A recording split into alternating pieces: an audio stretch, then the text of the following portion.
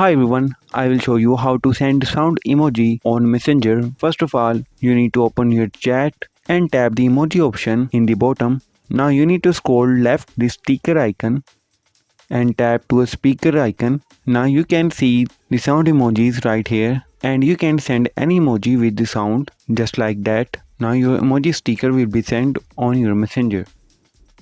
If there is a problem with this video, so ask in the comment.